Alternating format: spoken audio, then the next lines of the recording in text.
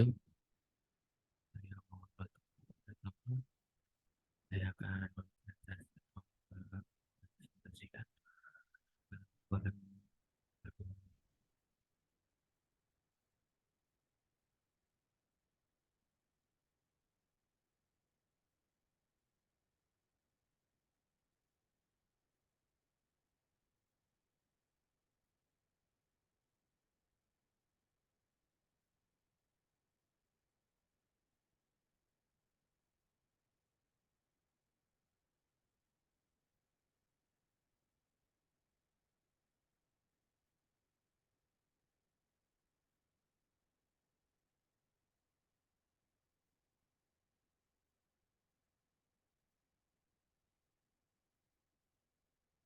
data. Data adalah suatu keyboard yang secara otomatis datang dari bahasa program Java dan sama juga dari beberapa bahasa program lainnya. Di mana tipe data biasanya digunakan ketika kita menentukan suatu jenis nilai yang dapat ditampung oleh suatu variabel. Yang pertama ada tipe bilangan bulat atau integer. Integer merupakan tipe data numerik yang digunakan apabila tidak berurusan dengan pecahan atau bilangan desimal. Di sini kita lihat ada tipe data byte, ukuran byte-nya ada 8, tipe data short, ukuran bit-nya ada 16, tipe data int, yang ukuran bit-nya ada 32, tipe data long, ukuran bit-nya 64. Di sini ada range-nya, range byte dari 128 sampai dengan 127, begitu seterusnya. Yang kedua ada tipe data floating point, atau bisa dibilang bilangan pecahan. Floating point digunakan untuk menerangi bilangan desimal atau perhitungan yang lebih detail dibanding integer. Ada dua macam floating point, yaitu yang pertama ada float. Float ukuran byte-nya 14, ukuran bit-nya 32. Range kurang lebih 3,4 kali 10.038 atau jumlah digit 6 sampai 7. Yang kedua ada double. Byte-nya ada 8, bit-nya 64. Range kurang lebih 1,8 kali 110.308. Sisi 7 digit 15. Yang ketiga ada tipe data char. Char adalah karakter tunggal yang didefinisikan dengan diawali dan diakhiri dengan tanda petik tunggal. Char berbeda dengan string karena string bukan merupakan tipe data primitif, tetapi sudah merupakan sebuah objek. Nah, di sini ada contoh program dari tipe data char.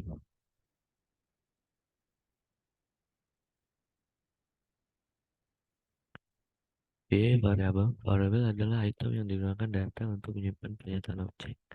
Variabel memiliki tipe data dan nama. Tipe data menandakan tipe nilai yang dapat dibentuk oleh variabel itu sendiri. Nama variabel harus mengikuti aturan untuk identifier. Yang pertama ada variabel reference dan variabel primitif.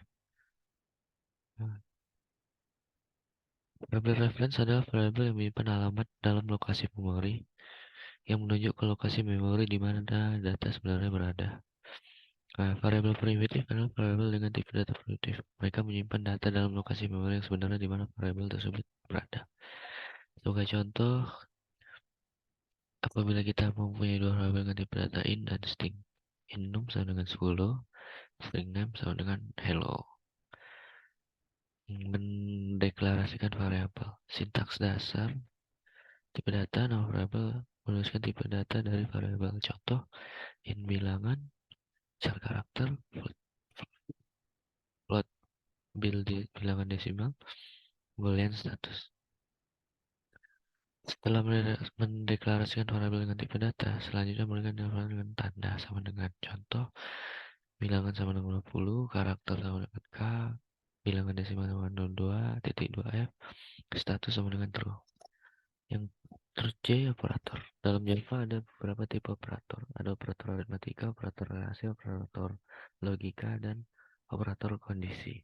Operator ini menghitung macam-macam prioritas yang pasti sehingga compilernya akan tahu yang mana operator untuk dijalankan lebih dulu dalam kasus beberapa operator. Yang pertama ada operator aritmatika dasar. Operator aritmetika adalah operator yang fungsi perhitungan otomatis. Berikut ada beberapa aritmetika dasar. Perjumlahan, pengurangan, perkalian, pembagian, modulis, increment, decrement. Yang kedua ada operator relasional.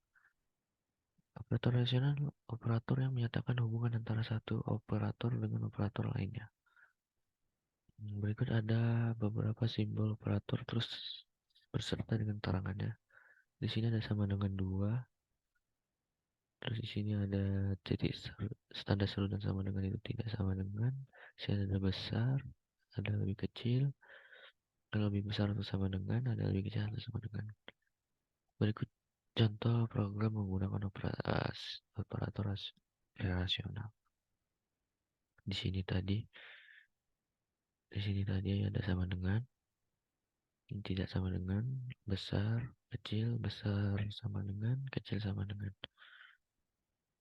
Operator logika berguna ketika kita ingin menguji dua kondisi atau lebih secara bersamaan. Apakah syarat itu benar atau tidak? Berikut simbol dan keterangan dari operator logika. Ini and, di sini or, di sini exclusive or, di sini ada negasi. Yang keempat, operator assignment atau penugasan. Operator penugasan berguna untuk memberikan nilai sesuatu variabel. Operator penugasan menggunakan tanda sama dengan. Di ini ada beberapa operator penugasan. Di sini ada simbolnya. Di sini ada keterangan pemberian nilai, tambah sama dengan penambahan bilangan, kurang sama dengan pengurangan bilangan, kali sama dengan pengalihan bilangan, strip sama dengan pembagian bilangan, persen sama-sama dengan pemerolehan sisa bagi. Ini ada contoh dari operator penugasan.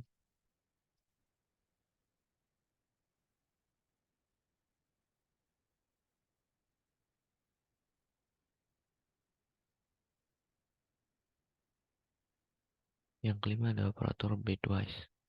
Operator bitwise digunakan untuk memanipulasi bit-bit dari nilai data yang ada di memori. Ini ada contoh operator bitwise dalam bahasa Java.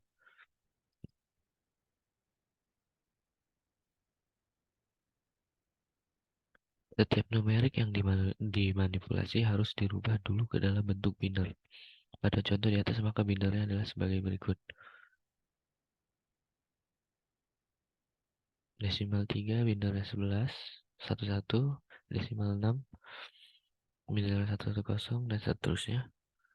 Setelah didapatkan biner dari setiap numerik yang akan dimanipulasi, maka barulah dilakukan operasi bitwise sesuai dengan operator yang digunakan. Berikut tabel penjelasan.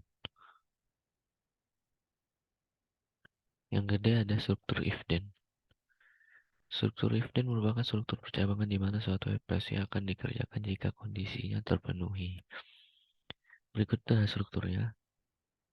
Kondisi perbandingan antara satu variabel atau konsasa dengan variabel atau konsasa lain dengan menggunakan tanda kecil besar sama dengan kecil besar, besar sama dengan kecil sama dengan, ekspresi rangkaian kode program atau blok program yang akan dijalankan jika kondisi bernilai benar atau memenuhi syarat. Konsep dasar persamaan kondisi if then dalam Pascal.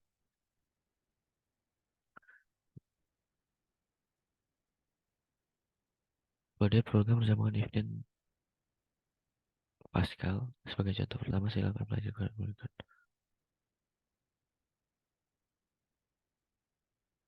Ini codingnya atau sintaks, ini hasilnya. Yang terus struktur if then else. Struktur if then else merupakan struktur pencabangan di mana suatu ekspresi akan dikerjakan jika kondisinya terpenuhi. Berikut contoh struktur if then else.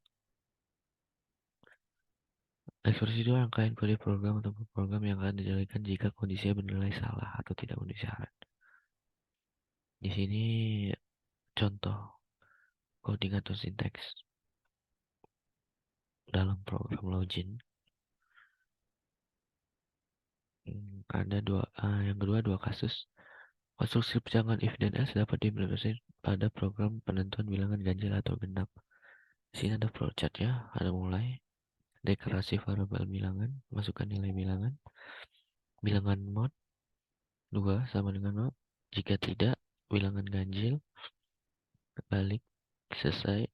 Jika iya, lanjut bilangan genap, selesai. Case off. Di mana Pascal ada dua struktur percabangan, yang pertama struktur if dan else, dan yang kedua ada struktur case. Keduanya sebetulnya mempunyai fungsi yang sama, namun dalam penggunaannya juga berbeda. Untuk masalah dengan dua atau lebih kasus, konstruksi S dapat menyederhanakan tulisan if dan else yang bertingkat-tingkat. Berikut contohnya, case ekspresi nilai 1 bagi aksi, nilai 2 bagi aksi, nilai 3 bagi aksi. Perulangan dalam istilah lain disebut loop atau fungsi dipakai dalam mengerjakan perintah program untuk mengerjakan perintah atau pola yang sama secara berulang-ulang. Misalnya cetak tulisan hello world sebanyak 100 kali, maka menggunakan perulangan adalah solusi yang tepat untuk melakukannya. Ini beberapa jenis-jenis perulangan. Ada perulangan for, perulangan while, perulangan do while. Baik, sekian dari saya. Terima kasih atas perhatiannya. Mohon maaf apabila ada salah kata atau dalam mengimplementasikan yang kurang bagus, saya minta maaf. Saya akhiri, saya Muhammad Fatur Gatama dari kelas dari kelas 1L Teknik Informatika ketika itu. Sekarang saya mengikuti semester pendek. Baik, assalamualaikum warahmatullahi wabarakatuh.